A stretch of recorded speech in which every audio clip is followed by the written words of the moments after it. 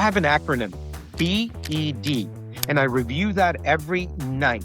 BED stands for Better Every Day. And I asked, the first question is, was RJ a better person today than he was yesterday? And what did I do to make myself better? Was I a better husband to my wife? Was I a better leader to my leadership team? Was I a better person if I happen to interact with a customer? And so I evaluate myself every day, every night. And if I just did one or two good things, perfect. Like you said, you compound, right? Compound that, you grow and you get better and better and better. Welcome to the Cleaning Journey podcast, where we talk about the real stories behind building cleaning businesses that actually work. I'm your host, Misael. I started my business back in 2018 from scratch, and I built it into a 7-figure cleaning company. Now I sit down with other cleaning business owners to share their wins, their losses, their struggles, and their experiences that have helped them grow. Whether you're just getting started or you're already scaling, this is your place to learn, get inspired, and also level up your business and life. Let's jump in. Misael, for having me. I'm RJ Patel, PCT Clean, PCT Janitorial. We have two separate divisions. I'm in just outside of Atlanta, Georgia, in a town called Kennesaw, Georgia. This place has been my home for going on 48 years now. And I absolutely love this place. The community loves back in so many different ways. This is my 5th and 6th business in this town. So yeah, what do I do in the business? Yeah. As part of my evolution over the past 23 years, I used to be the guy that wore every hat from A to Z. You've got the A on. And then now my focus is to work on the business because we are in the process of scaling our business. Yeah. Working on it. That's the position we should all be as business owners is working on it so that we could expand and grow and not be in it, right? Just based on my experience, we get so stuck into thinking we're the best cleaners and we want to stay cleaning, and that just keeps working in it when we should be prioritizing, our time and being able to put it at the right places. So, I mean, you being an experienced businessman, and you mentioned you have multiple businesses, you've learned a lot of things along the way, and I'm excited to highlight that for our listeners, and so that I could also myself learn from you. With the cleaning business, let's go back to the beginning. How did you get into the journey of the cleaning industry? 9/11 had a lot to do with it. When 9/11 happened, sad day in American history. But when 9/11 happened, lots of decisions were made. And at that time, Misa, I used to own a hotel, one of my businesses. And so we had a contract with a company due to 9/11, very specifically. They consolidated all of their offices in Joplin, Missouri. When that happened, that contract that was at the hotel left. And that was over $120,000 contract. I only had 32 rooms. So it was a big chunk of my business. We had them for close to 6 years. And so my children were growing up and they were in high school. And I'm like, they're going to go off to college. What am I going to do? How am I going to put them through? I don't want them to come out of school with debt. That's my responsibility. So I had this spark. And so I began that research process. And please understand, if you're listening, Google was nothing back then. I'm talking 2001, 2002. And so for me to do any kind of research, heck, we didn't know what a podcast was, did we? I probably didn't. It was No. probably conversations that were in the space of like a podcast. But yeah. Yeah. So everything evolves. And so Google was nothing back then. And I couldn't really go online to say, who can help me? If I've been cleaning rooms for 27 years, that's how long we owned the hotel, taking care of guests. And we had some very incredibly successful years. And how we knew that and how we measured that was a hotel back then. If they developed a 60-room hotel, we did higher sales in 32 rooms than they did in 60. So I knew we had some kind of a winning formula, right? We just kept doing what we were doing and doing it the right way. Cleaning was number one, absolutely number one. And so I decided, you know what? Why don't I branch off into the house cleaning business? Did a year's worth of research. I called 250 companies on the phone. No, I did not have the dial pad. I did have a punch stone. And I called 250 companies and I would introduce myself. I would ask them, would you mind sharing the good, the bad, and the ugly about being in the cleaning industry? Some people would talk to me for an hour. Some people would hang up on me immediately. But Yeah. I called 250 companies. The encouragement that I received was brilliant. I was already very convinced, but I just needed to really get some feel for it.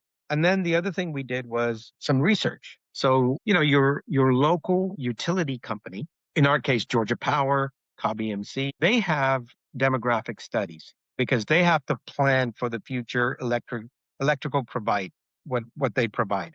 And our area showed that there were going to be X number of homes in this area from now till 5 years. It surpassed that. And because of that, there are close to 1 million people in my county. Sheesh. I didn't say 1 million houses, just 1 million people. Yeah. Okay, 250 homes based on divided by four, right? 250,000. I just want to clean 1,000 of them. I'm not Yeah. greedy, right?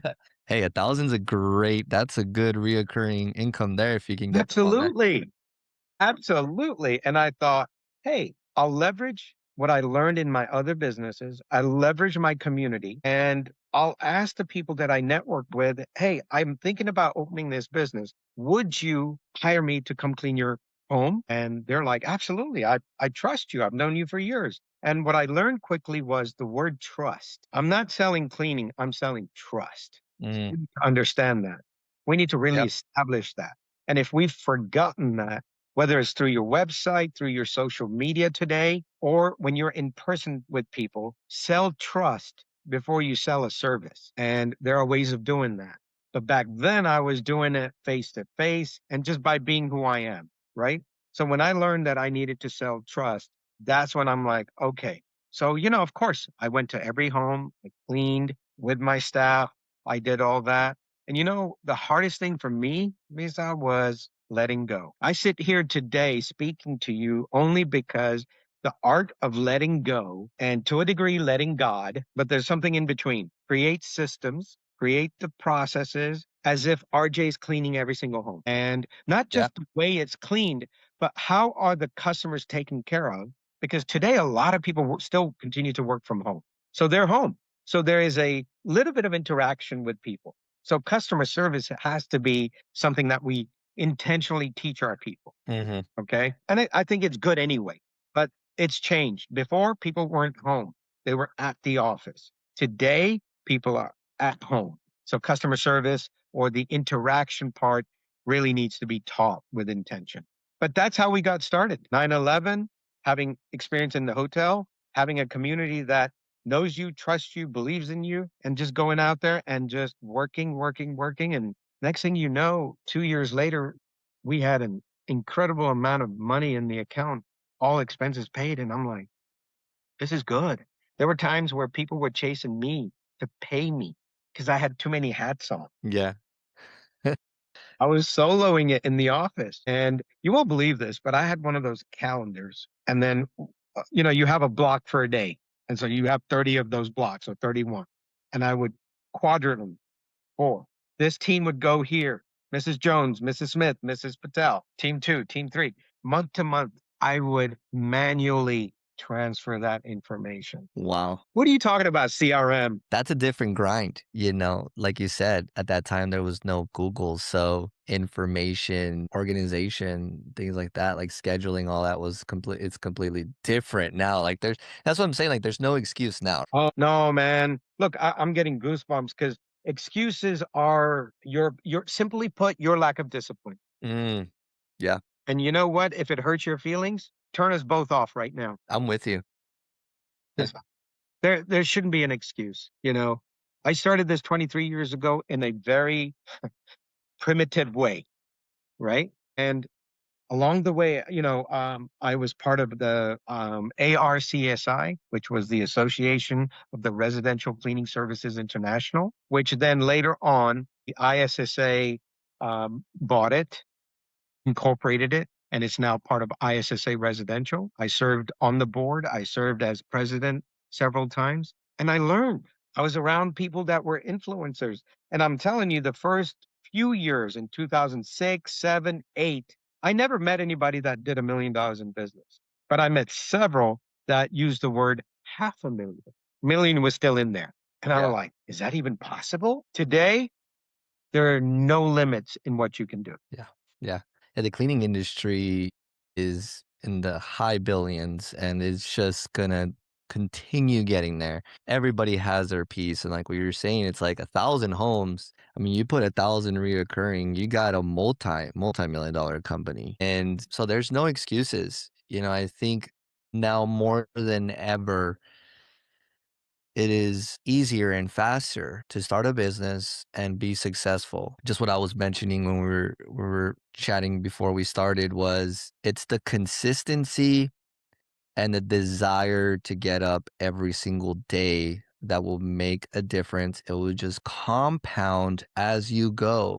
As long as you just get out of bed, just okay, I got to continue doing what I'm doing. This will get better, but what can I do today that will make tomorrow different? And that will just compound. And I mean, I just say it just cuz that's how I started, and I mean, I started with Google Calendar, not manually like you. So, um and I had CRMs already at that time. I was just doing everything through calendar, which was horrible. But if we just get up, we'll be able to accomplish it. And now you doing 250 calls, you made me go back to 2018 because that's when we started.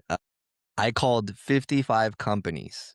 I did pretty much the same approach, just different questions. I would just call these cleaning companies and I would see how they treated me over the phone and how, what questions they asked and how fast they came to my house. And I would have people come to my house and give me estimates and I would get their marketing materials and I would just kind of look at their whole process and I'm like, okay, I see the gaps of the customer service and what can be improved. And the biggest thing was out of those 55 companies, more than 50% never answered the phone and didn't even call me back, which was crazy. And the people that did answer, most of them were in their car and I could hear the wind from their windows being down and or I would hear their kids in the back. I was like, okay, so if someone could answer the phone right away, give them a quote, set an in-person estimate, I have a much higher chance than these 55 companies that I called. So I love that. It's super cool to hear that you went to that approach because you did your part to get enough information to see, okay, how can I approach this instead of just like, okay, I'm just going to start. I'm just going to get my LLC. I'm just going to do this because I like cleaning. Is like, no, I got to prepare myself so I can take the right steps. So it's really fascinating.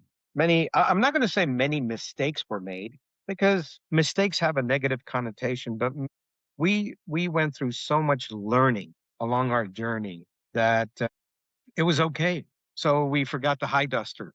We forgot this. We forgot that. Oh, what do we need to do? We need a checklist. Okay.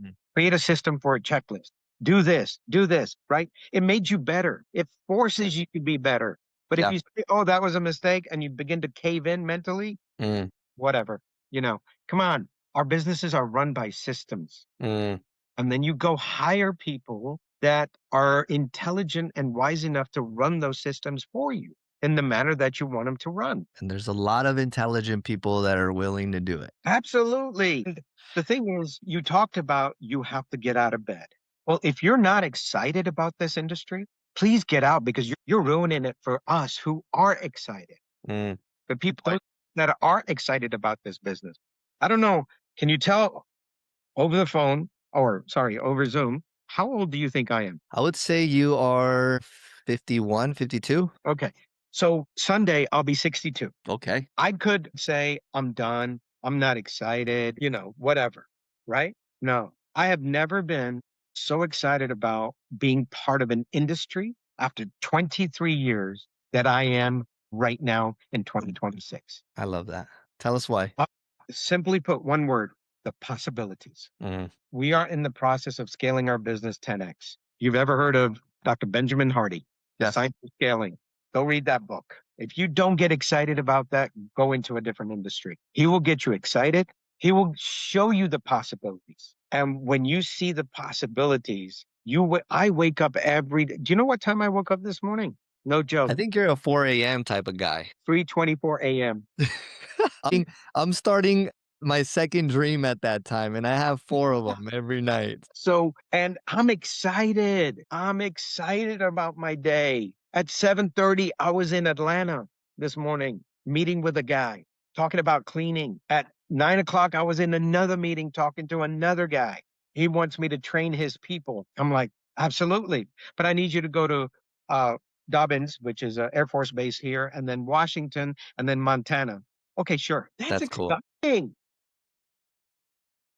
Become the authority in your area for cleaning. When COVID happened, our chamber, which is one of the top 5 in the nation, called us and said, we're going to depend on you for what's going on. Okay, sure. Let me help guide. So they That's put me on a special committee for COVID time. And yeah, there's plenty of business out there, Misa. We don't need to be worried about competition. Make yourself better every day. I have an acronym, BED, and I review that every night. BED stands for Better Every Day. Mm. And I asked the first question is, was RJ a better person today than he was yesterday?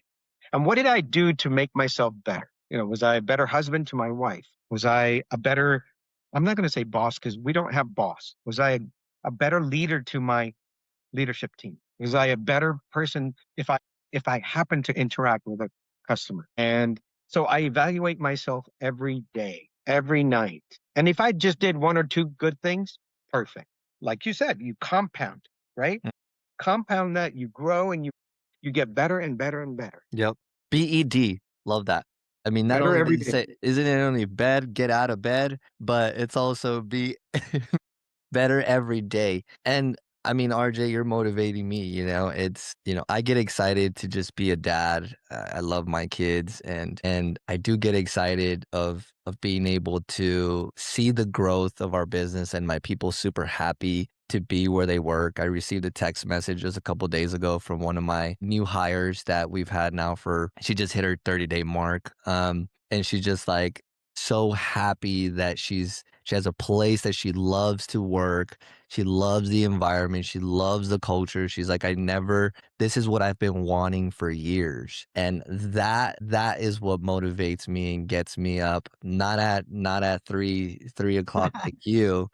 I'm a 7 a.m. type of guy, That's but fun. that's amazing. And I love that you're saying, all of these things because this is what we need to hear. As business owners, we're leaders first and we got to lead ourselves. Like if we don't take the opportunity to learn and grow and become better, then we're giving a disservice to our team, right? They're counting on us and they're really counting, they're putting their lives time, right? Their time for our businesses. And if we're just half-assing it, like you said, like just get out of the way. Like you're not giving a good look to the cleaning industry. This is for people that are going to take it in, serious and be able to serve, more than anything, like you mentioned, just kind of reframing on what you were saying. Like, we're in the, you said trust, and I 1,000% agree with that. I tell my team, you're not here to provide a cleaning service.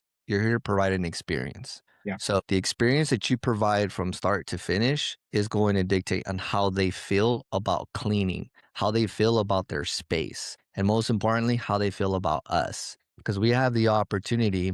I mean, we have almost 600 reviews on Google, and we've heard it all. Like, you guys changed my life, I was going through depression. I was going Right. through this, and you guys saved my marriage. You guys do this. And I'm like, guys, I read this every time that I can in our meetings. I read reviews all the time. Like, this is you guys. Like, you guys are doing this. So, I'm just happy that you're saying all of these things, RJ, because I think our people and myself, we all need to hear it. And But whomever's listening, we don't know where you are in your journey in this industry. But if you're still out there cleaning, think about it. You can turn this, I had to do this, I know how to clean, into a business now.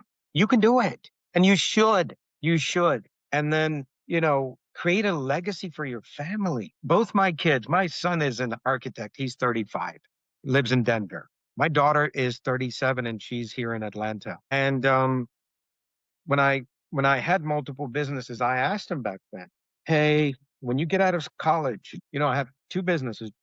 Do you want one each? No, no, no. We're going to do our own thing. Okay, sure. So I sold one of the businesses. Now I just solely focus on PCT. And now all of a sudden, my daughter is like, Dad, do you think we could open a division in Atlanta? Yeah. Yeah. And I'm thinking, why am I working all this, scaling this company, 10xing it for what? Just to let it fizzle out, to sell it Mm. to somebody? Why not a family member step in, create this legacy? I can step away a little bit from the company. I can do what I love to do, travel, teach cleaning, and watch soccer. I'm a happy man. Yeah. I would love to do the same, just instead of soccer, I'll do golf. For sure. No worry. I That's still I still play. I still play because I love the game. I played at various levels, including collegiate and amateur. I coached for 25 years. So teaching is just in my system. Does that make sense? And yeah. so teaching this, the skill of cleaning. And when we teach people how to clean for health and not just appearance and show them the difference through testing, that's when their eyes open up and say, okay, you know what? I get it. So that's what we do. So you being in the education and teaching, other cleaning business owners and companies, based on your experience of what you've learned through systems and processes, can you share what are those operational systems that you use in your business that you also translate to your coaching? Are you uncertain about what you're doing in your cleaning business that's not taking you to the next level?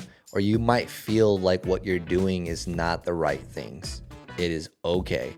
That's why I'm here. I help cleaning business owners just like you get the right answers, put good systems and processes to grow your business with confidence. Without confidence, you cannot be a business owner and lead your people. Click the link down below to schedule a free call. We'll talk all business and I can give you the right steps for you to take to give you that confidence back. I cannot wait to connect with you. Absolutely. So every business needs an operational system.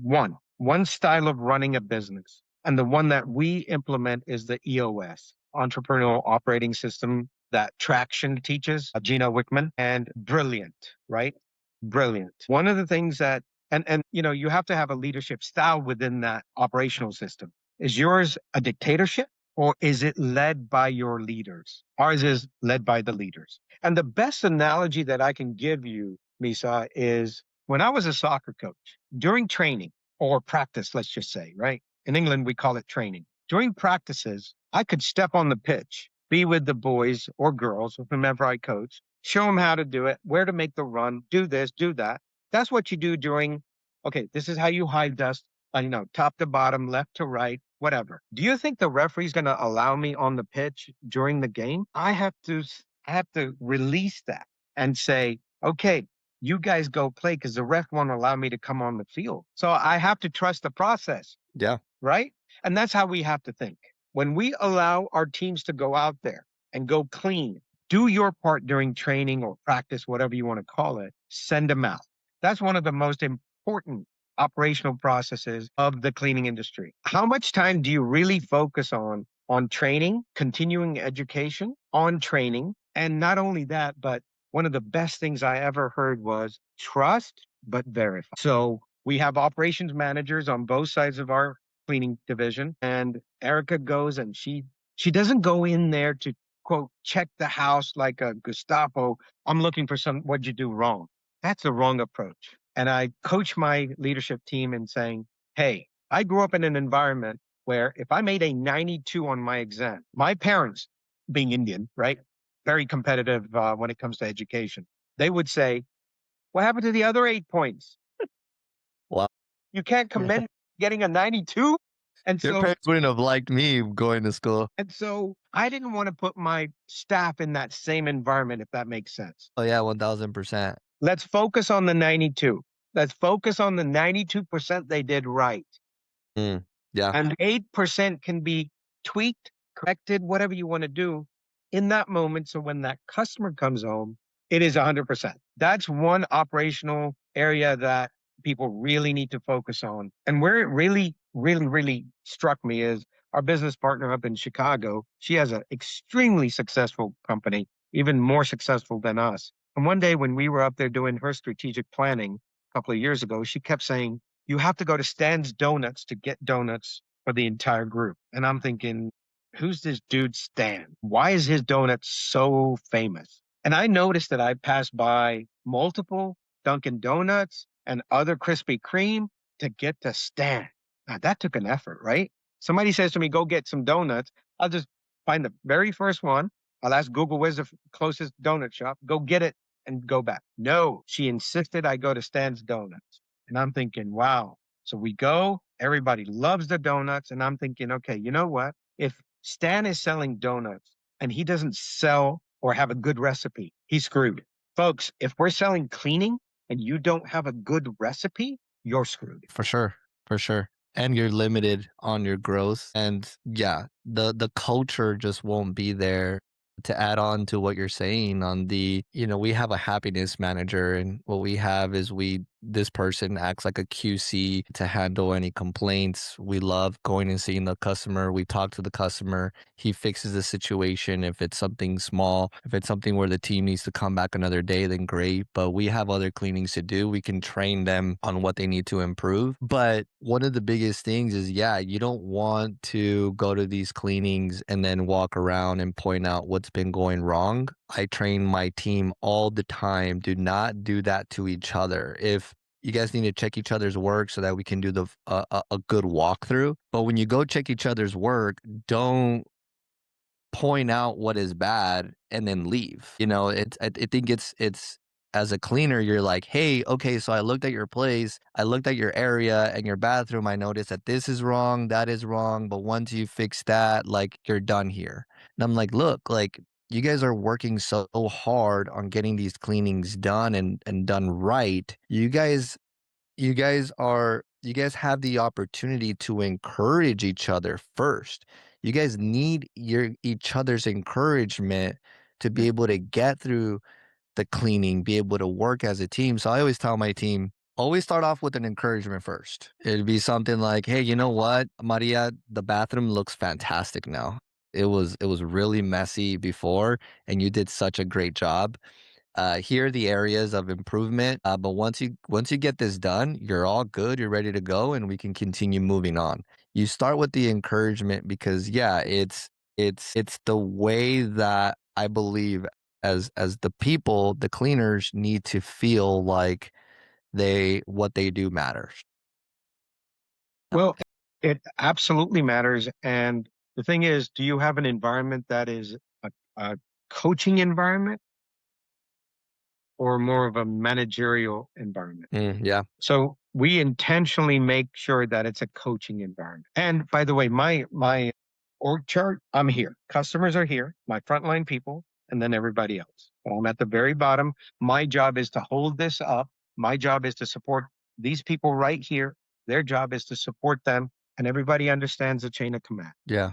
Yeah, it's like you're saying, the operation system, it's it would make or break a business. And it's something that we just need to have in place. And like you said, it needs to look well, it needs to be well structured, or not, things will fall apart.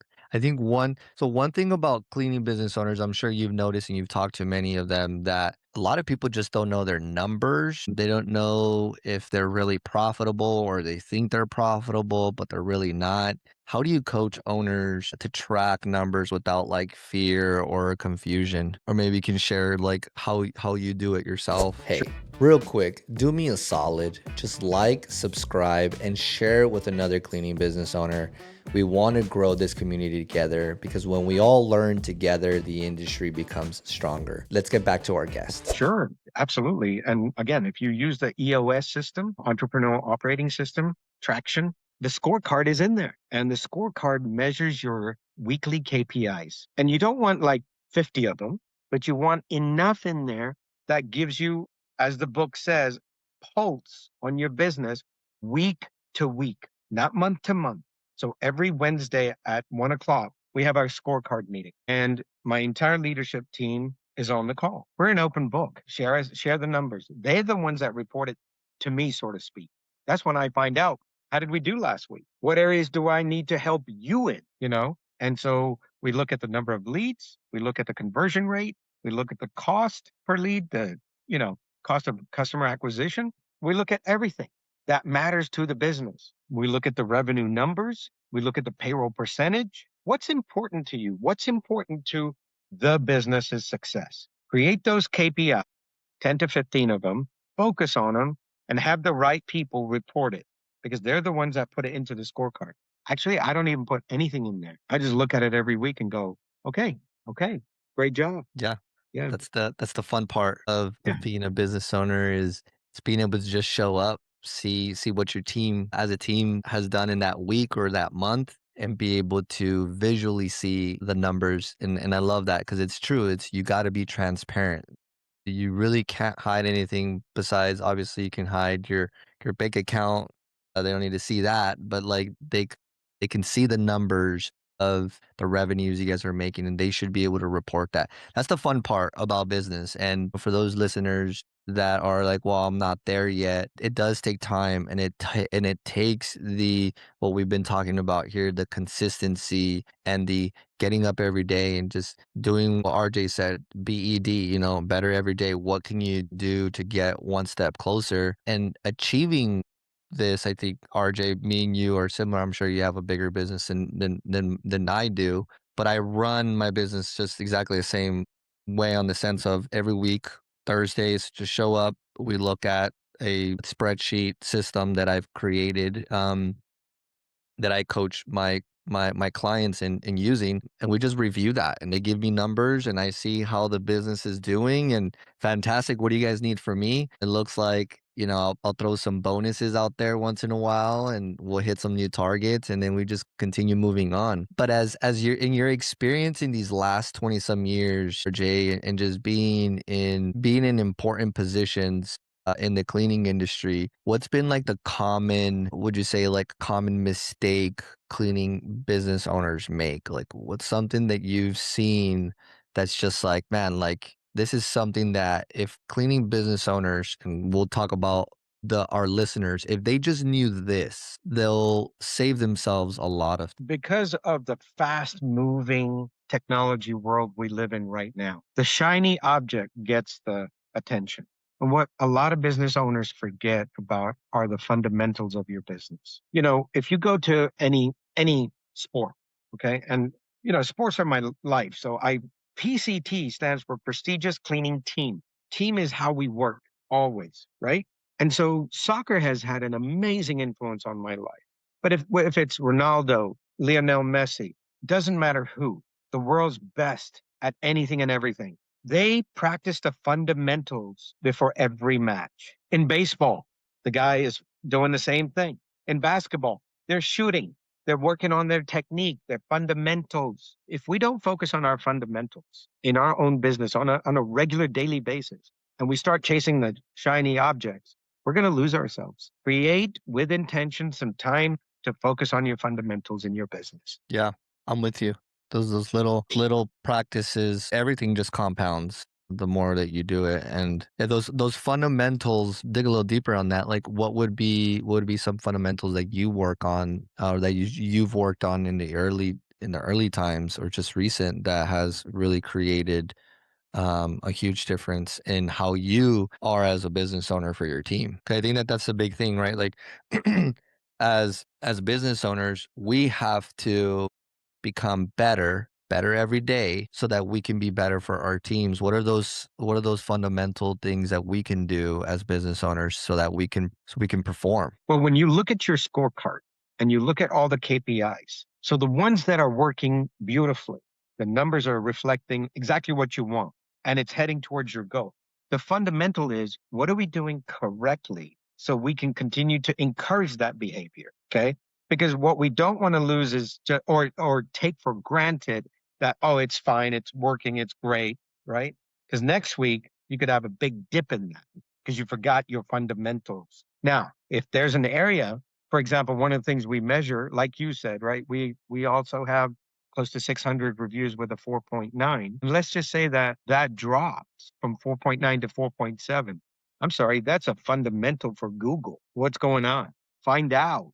Don't just say, oh, it's only 2 points. That's a downward spiral that you don't want to get involved in if you don't nip it right there. And that's a fundamental. Pay attention to your KPIs, right? Know your numbers. Got to know your numbers. I mean, you can't make proper decisions if you don't know your numbers, and that's a huge part. Is the KPIs? I think they're just hard to really comprehend at times when you are just busy doing everything yourself, but they do make a huge difference. They compound as you go, and they assist you when you become the business owner that just reviews and that is working on the business instead of like doing everything yourself. I'm thinking of a few things. I'm thinking of customer service because I know that you were mentioning early on in the conversation the trust in customers that they need to have in our team, because in the cleaning industry we have three different problems of what I've noticed. You're a research type of guy, so I'm sure you also know some things that are missing in the cleaning industry. And for what I've noticed was hiring, financials, and sales. Hiring is probably one of the biggest part in our industry because leads come in. People need cleaning all the time. But Mhm. finding a team that is solid, that is meets your values and your expectations, it could be was a struggle for me for a long time until I implemented values and I implemented an onboarding process. So, would out of those three topics, what would be one of the things that you would like to share about to our listeners, something that they should know about one of those areas? Well, I think we all get very happy in creating an ICP, your ideal client profile. We should get real happy because if like my org chart is customers, frontline. Those are the two important people, right? So why don't I've already created an ideal client profile. I need to create an ideal employee profile. In that hiring process, we have to have the right questions and the right screening to make sure that we are hiring the people that will represent us the way we need our company, our name, our reputation, because we put it on the line every day. Every time we walk into a home, we put it on the line. Well, who are you hiring? Are you just hiring the next person that walked through that could breathe? Is that your screening process? Yeah, which that used to be back when I started Yeah, was just it was for me at the I time. need someone now. Like, okay, can you start tomorrow? Yeah. But I mean, if there's anybody out there listening that's still doing that, put the brakes on that. Put a good hiring process in place so they can begin to represent who you are and the purpose you really started this company. Because a few bad reviews on Google can really, really punish you. It really can. So to me, that's critical. Yeah. Yeah, I'd rather say no to a handful of clients than risk putting the wrong person there. It's just make a dent in your business in the long run. Absolutely. I've had to reset my business twice by doing wrong hires. There's one bad apple will ruin the whole tree. That's true. Done it twice. It was horrible. But then I implemented values and I hired and I fired based on those values. And yeah, you just find what's your ideal employee and then just go for that. Like I mean, just because you really need a job and you like cleaning doesn't mean that you're a good fit for us. Yep. So Good don't hire out of urgency. It's what's good. I do interviews. I used to do interviews weekly. Now I do interviews every 2 weeks. And we just want to stay ahead of the game and hire people, do interviews, put people in training if we feel like they're a good match. So I don't have to just I need to hire someone now because so and so is not going to work out, and that just puts everything in a bad position. So Yeah. I mean, part of our KPIs, the thing that I didn't want to hear and I cringe when when Bernadette says, "Yeah, we had to say no to a couple of people because we didn't have enough staff." Well, we're not going to risk a new person going there and ruining our reputation because the reason people do come to us is when they go to Google and they read the reviews, that's the reason they came to us. So I need to continue to give them the reasons to keep coming to us. So, you know, yes, we need to hire, we need to begin training, have a good training process. Our training process is 2 weeks because when you spend that kind of time with one person training, they understand that these processes, the manner in which we do things matters here. And I it like takes that. time to develop habits, form habits. Usually it's a rule of 21 days to change any habit, but we'll spend, 10 working days with them. But here's the thing. If we clean 3 houses in a day, they will have cleaned 15 bathrooms. Or if a home has 3 bathrooms, they will have cleaned 15 bathrooms that week. Next week, another 15, that's 30. So it's that multiplier. And so the value of repeat, repeat, repeat. Yeah, I like that. 2 weeks. Yeah, we do 1 week. I do see the value of doing two as well too, because like yeah, you do 15. I mean, we do two cleanings max per day. We run a solo cleaner model, and so we do about two a day. But yeah, I see the value of getting them in front of more spaces to learn to see how we do things Right. right. Right. And I think what happens is you don't rush them through training. And even if somebody comes in and says, I've been working for so and so cleaning service for 10 years. Yeah, but it would be really nice if you could learn the way we do things Yeah. because I appreciate that experience, but sometimes that's also going to backfire. Yes, We've it all does. been there. Does. Yeah, I'd rather take all day, every day someone that's I like the fact if they worked with a professional cleaning company before, okay, they understand to a certain level the cleaning industry. That's always a plus. But yeah, people like 5, 10, 15 years is like I always ask whenever they say that, I'm like, okay, are you coachable? Because if you're Yes. not coachable, I'm sorry. I don't care if you're the best cleaner out there. Like we have a certain way of doing things. It might not be, it's not rocket science, right? But we expect our team to be the same. Like we have a way of doing it, right? So yeah, that's Yeah. funny. That's funny. And the thing is, right, we're mission driven. So we have a mission. Yeah. Every day we work towards that. And in order to help people understand that mission, we have that slow drip effect of teaching. So I know somebody's curious. Well, how do you train for 2 weeks? What do you do? Okay. So where do the complaints come from? Usually, right? Bathrooms. So you spend the first 3 days on bathrooms, next 2 days on floors, next 3 days on dusting, because that's another area where you get complaints. And then the next two on kitchens. So do you have them do those specific areas during training? So like if you're gonna train me and we go to a house, you will say, "Hey Misa, you know what? So you're gonna clean the bathrooms in this cleaning here. You, RJ, you handle the rest." So no, we work in teams. Okay. So the other team is doing their thing, but we have them shadow first, so they see how we clean, either top to bottom, left to right, right to left. Because we want to save, and the thing that we teach them is we want to save your energy. Mm-hmm. Have your tools, have your everything in your apron, so you don't have to keep going back and forth, back and forth. Save your energy. But yeah, they shadow, and then they will leave that person in the next bathroom. They'll go do the other cleaning, come back, doing a great job, you know. And if they're slow, don't worry about it. Which would you rather compensate? Slow or bad job? If they're Slow. slow on day one, day two, day three, don't worry about it. That speed will catch up. It will, I promise. It just Yeah, does over time.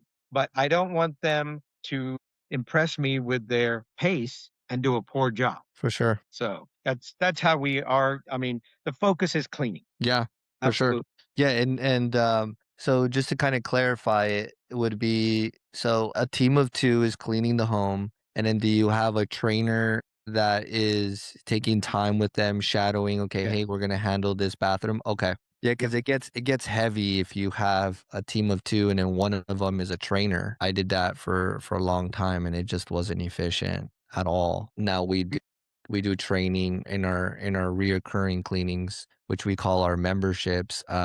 So we have one trainer. They have X amount of cleanings per week, and then they train the people at the houses they already know. Mm-hmm. And we do similar. Okay, we'll do bathrooms on this. On this, you're going to shadow us for a day, and then we do a training in our office, and then they go out into the field, and then they do the work. That's one thing that's worked great is you do like a pre-training at the office, and you review what you're going to do that day, and then they Right. get to see it when you're out there, out in the field. So The Cleaning Journey podcast is brought to you by Jobber, the all-in-one CRM built for service pros. From scheduling and payments to quoting and marketing, Jobber makes it simple to manage your business and impress your clients. I use it every day, and it's one of the biggest reasons my business runs smoothly. Try Jobber today with the link in the description down below. Try Jobber today by using the link down below. You can get 14 days free, then 20% off for the next 6 months. You have nothing to lose. We yeah, do have some videos that they can watch, and so they get a general idea of what to expect out. yeah, So there's yeah, that level of teaching, and then there's a practical teaching, which is, in my opinion, the better teaching. for sure, for sure. I mean, it's an onboarding, right? Like the onboarding is probably the most important thing when in our business. I would say as an operational system for cleaning, like it's your onboarding. Like if you can onboard your people the right way, they're gonna do well. I think it's like what 60. How much does I think an average cleaner per year can make a business what like 55, 60K a year? Higher, Hi- higher. Ours was 90K. My goodness. Okay, so how much? So the onboarding system is Why we priceless. This is why we spend the time that we do, because you do need to understand. That's a great point, because you do need to understand the value, not just of your customer, but of your employee. And then if somebody's thinking, well, how do I figure that out? Well, let's just say that your total revenue last year in 2025 was 200,000, and you have two people, just to round numbers. Well, you divide that by the number of people, you get 100,000. Yeah. And that's very possible. That may be on a little bit on the higher side, because I've heard numbers between 80 and 100. Because regionally, statewide, houses differ in size. Somebody's house up in New York, it could be a high rise that are little bitty condos. And you come to my place, and these are 4 or 5,000 square foot homes. Big difference. Huge difference. Yeah. So, there are many variables, but your area, you'll figure it out. Your KPIs will help you determine that. And, there's a lot of simple math, I call it. You know the size of your actual, right? A lot of people say, how many square feet per hour am I supposed to clean? Well, why don't you just take your actual last week? How many homes did you clean? What's the total square footage of that home? Combined square footage. How many total hours did you spend? If you divide that number by that number, you'll get how many square feet per hour you cleaned last week. Mm-hmm. And then there's variables, right? You did a deep clean over here. You did a general clean over here. You did a different clean here. Separate those. So then you know specifically how many hours for a deep clean, how many hours for a recurring clean, and so forth. Yeah. Yeah. A good little, I mean, all I'm thinking about, RJ, when you're saying that, it's like, man, if you put that information in AI, like it will just tell you everything. Just tell 30 you. seconds later. I But think that's the thing even. I is, think that's even too long. 2 yeah, I seconds. know. But the thing is, what you need to remember is make sure you put the right information in there, One because, thousand percent. what you get out will be as accurate as you need it. Yeah. Yeah. Well, what I do now, this is honestly a huge perk for whoever's listening and is actually using probably the same CRM that I use, but I use Jobber, and we use Jobber as our CRM, and they have reports because we do payments, it tracks our expenses, it tracks everything there. So what I do is I just download the reports, I throw them on ChatGPT, and I say, hey, memorize these reports, and I need you to give me strategies for what I need to do next month. What do I need to look at? What's our weakness? And it tells me everything. And I have like legit a mentor that's an AI that just looks at my reports and gives me all of this data. So yeah, it'll give me that, like, hey, what's our average correct square foot price? And then I just it tells me like right then and there. So The value of an amazing CRM, like a Jobber, and in our case, the Made Central, it far exceeds what you pay for it. I mean, it probably will replace a human's salary. yeah, The value is there. the value is there. And I think it amazes me when people think $400, $500 a month for a CRM is expensive. It's like it's really not. I mean, depending on your revenues, right? Like, if you make over 1 million and you're spending a little bit over $5,000 a year on a CRM that runs your business, like that's nothing. So, No, it isn't. uh, yeah, so that's the thing with that. Like, you got to use your data wisely, and it's very important to track as much as you can. I want to kind of throw a curveball here, and I think it's important that we also discuss the realness of what we go through with our families. And I know that you have, you're married and you have kids, and you've been in business for a long time, so you have a lot of experience in that space. I'm really interested. Me being a newly dad. I have a 3 month old, and then I have she just turned 2. Thank you. Yeah, I have a boy. He's 3 months, David, and I have my daughter Anna. She just turned 2 years old on the 18th. So I'm a new parent, and I'm interested, like, how you've balanced parenting, marriage, and also being an entrepreneur. Like, what has that been like, and what have you learned? The term that we keep hearing is the work-life balance. Work-life. There's truth to that. But in reality, I love my kids. I don't know if I mentioned, but my son's 35, daughter's 37. So they're doing their thing, right? They're out. But during the buildup of this company and other businesses, yeah, they did pay the price. They paid the price. One of my businesses, I was traveling. I was traveling a lot. I have a USSF national soccer license, and I coached multiple teams. I was rarely at home. But I did in that moment what I had to do to make sure that my family had what they needed. I have no regrets, none. It is not easy. If you've given birth to a human child, human being, you've given birth to a business, you cannot ignore either one, you know? And so Yeah. you have to become that leader that says, when can I spend, come on. Are you going to go work on your business, meaning do extra work when your child is awake, or is it best to do it when that child is asleep, right? Figure Yeah. it figure it Yeah. out. But everything deserves your time, your attention. Your children do, your business does, and you just have to learn to utilize your leadership skills. I think about a year ago, I decided to get an executive assistant because I decided I'll do 20% of the work and April's going to do 80% of the work. She knows how I think. She knows how I want things. And so now it's the 80-20 rule. Here, April, here's the idea. Here's the structure. See ya. How long do you need? Give me 3 days. Okay. Yeah. So, yeah. Yeah, that's a lot there, because it is important as business owners to still keep moving the business forward, because obviously our family depends on us for that to happen. But there is sacrifices, and the sacrifices that I've made are sleep. I love my sleep, but if my daughter goes to sleep at 8:30, then okay, I'm working from 8:35 to midnight.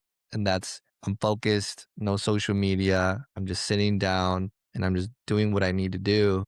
And I'll do that every night, even like on a Saturday, to get ahead. But yeah, the work life balance is tough, right? You just kind of, I think it's most important to not, stop seeing your family as much, but like you're saying, traveling, right? Like if you're traveling and things like that, that can get tough. Yeah. And I think also feel very strongly about this, and that is your family should not be looked upon as a hindrance or a negative, nor should your business. Neither one is keeping you from being successful. Each will lend to your success, overall success, business and as a father in your case, right? And then a business owner, an entrepreneur here, right? Yeah.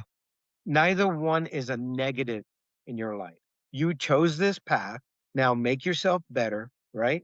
Hire leaders that will offload things from your plate and scale. And scale. Yeah, rinse and repeat. And as you do that, you will become better and better at what you're doing, and you will begin to love it like I do.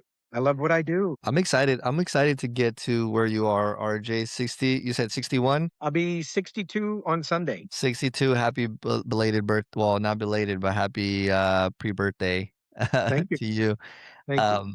I mean, 62, waking up at what did you say? Was it 3 something in the morning? Each morning. 3:24 in the morning. What time do you go to sleep? Do you sleep? 9 to 10, between 9 and 10. Yeah. Okay. So, I mean, you're good with 5 hours of sleep, 5.5? Hey, as long as his brain is still working, yes. Well, you got the passion in you. That's what keeps you that's like your caffeine, right? So, I mean, I inspire to get to that to 62 and still be on fire and having kids in their 30s. I can't see my 3-month and my 2-year-old in their teens, In their 30s. 30s. Yeah. My goodness, but God willing, I pray to God every day, just let me see my kids, like, give me the opportunity to spend life with them because it's a beautiful thing. Really, really is. What's Yeah. your And vision? What was that? they're both our responsibility, right? Meaning our children, our family, your wife, right? And then your business. They're both important because if one suffers, let's say the business suffers, there's financial implications over here. And Yeah, so, I mean, it's not pick and choose, it's do it when you can, but yeah. give everything the attention that it needs. Yeah.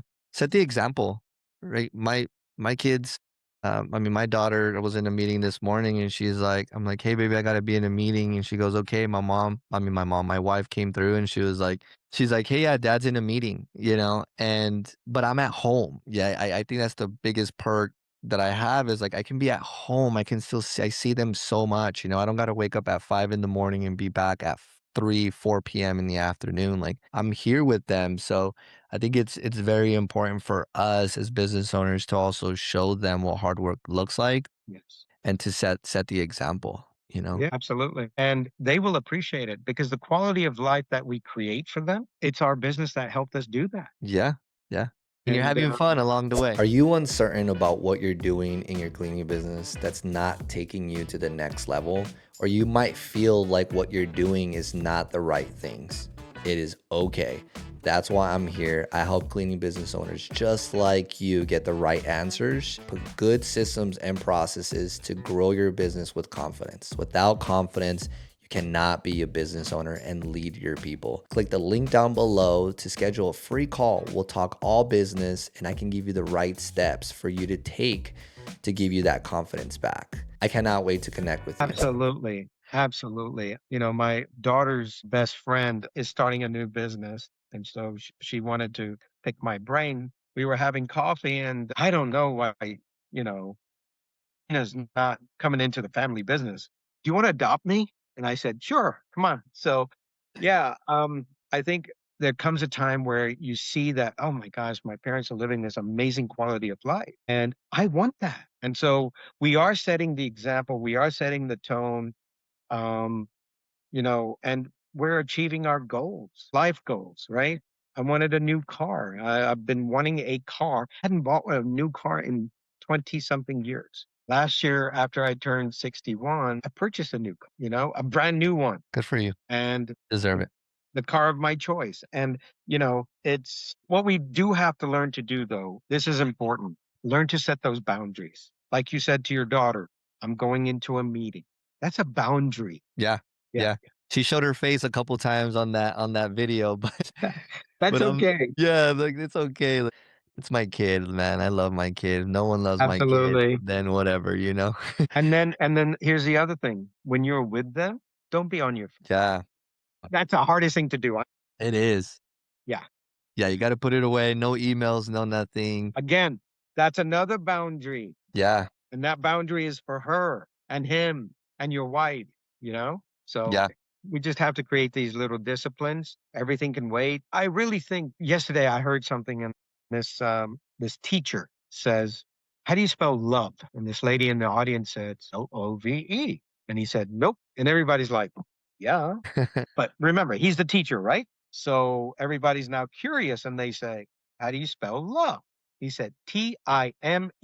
When you Mm, give your time to somebody, whether it's 2 minutes, 5 minutes, 10 minutes, give that time. And that's love. yeah. Yeah. I have a tattoo right here that says time is love. There you go. I didn't Yeah. even see. Yeah, me and my buddy were just like, "Hey, man, the time that we're spending right now, it's love, man. This is this." And but it is true. It is true. And that's the time is what we have that is priceless, right? But RJ, I know you're a busy man. I wanna pick your brain one last time here. For me and our listeners, like, for those that have been staying on the pod, that obviously RJ has is experience. You've been in the business game for a long time, and it looks like you plan accordingly and you do your research. Tell us, what is your strategy for 2026? What are you focusing on? What is your plan this year? From a personal standpoint, keep traveling. Um, and love and the passion I have for the game of football, the round one. It's World Cup is here in it, USA. I'm gonna enjoy the heck out of it. Atlanta has 11 matches. I'll be there. Yeah, That's on my personal side, right? The other is my health. I've created a discipline to when I wake up in the morning, I get up and go. And since November, I've dropped another about 3 pounds. And I just want good to for be you. healthy. I want to continue playing soccer till I'm 65. On the business side, we want to scale our business to 10 million, and we will. I'm sure you will. So, Most definitely. The yep, BED, better every day. better every day. Yeah. What's one strategy that you guys using in your business to get you there? We are following Dr. Benjamin Hardy's scaling method, the science of scaling, and it has been a shift here more than anything in the mind. And by following that advice, others are doing it in different various fields. So why not us? Yeah.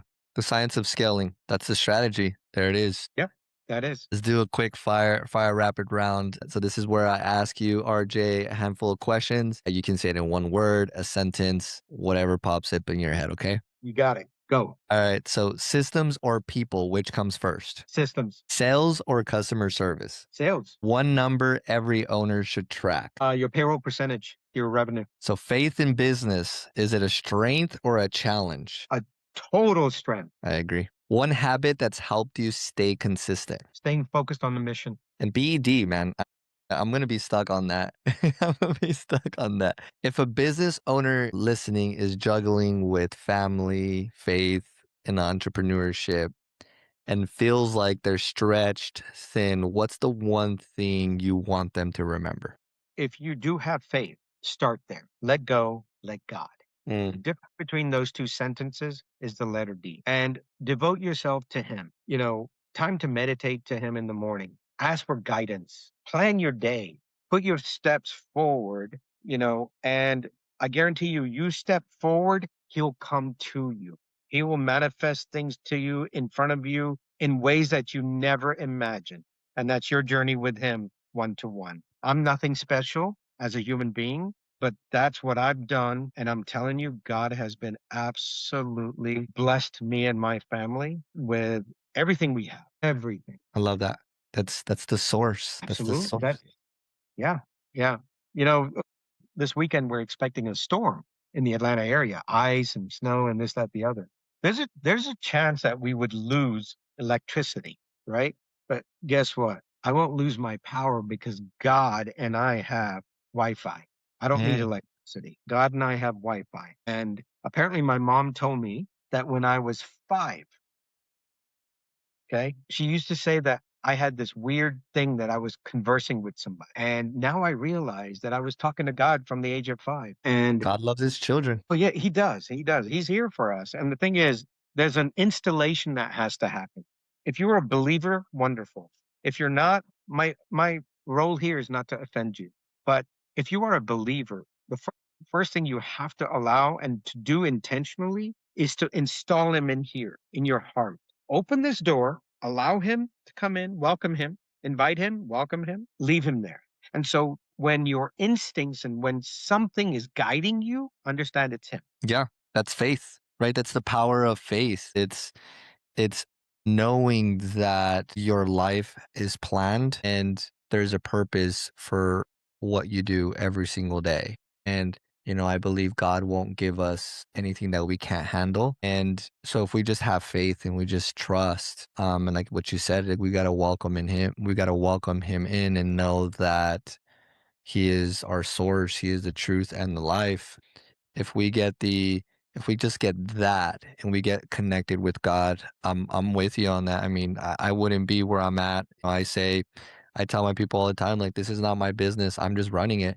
God gave me the opportunity to have this Right. business. I'm just running it for him. I'm stewarding it. I am inspiring as much as I can. I'm helping as much as I can.